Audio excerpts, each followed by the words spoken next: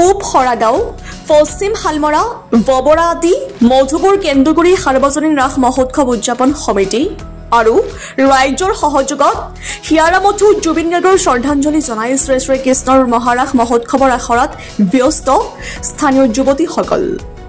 সভাপতি মাধৱ গৌৰ, কাৰ্যকৰী সভাপতি লক্ষীপ্ৰসাদ ডেকা আৰু সম্পাদক বৰুণ বিকাশ দাসে আমাক জানিব দিয়া মতে দ্বিতীয় বৰ্ষত তেওঁলোকে ঐতিহাসিক হৰাবিলৰ পাৰৰ শিৱ মন্দিৰৰ প্ৰাংগণৰ খেলপথাৰত 4, 5 আৰু 6 নৱেম্বৰ তাৰিখে তিনিদিনীয়া কাৰ্যসূচীৰে শ্ৰী শ্ৰী কৃষ্ণৰ মহাৰাসলীলা ভাগ অনুষ্ঠিত কৰিব।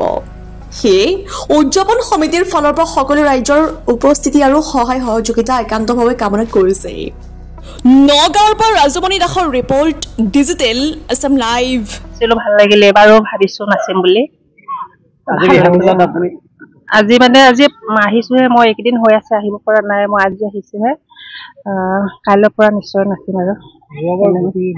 হয় হয়, যোৱাবাৰ মেইন গোপীয়ে হৈছিলো, এবাৰ নাচিম ভাবিছো। আজি কাইলৈৰ পৰা নাচিম, কি কম আৰু।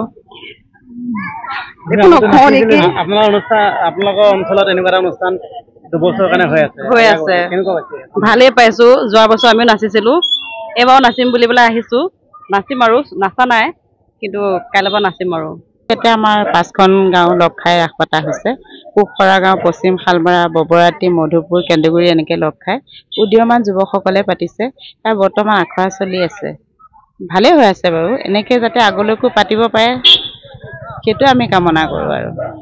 এই আমাৰ পূব হৰাগাঁও, ববৰাতি, মধুপুৰ সকলোবিলাকে লগ লাগি আজি এই এনেকৈ ৰাস পৰম্পৰা চলি আছে আৰু ঠিক তেনেকেই আমি চলাই যাম বুলি বহুত আশাৰে এনেকেই চলি গৈ আছোঁ।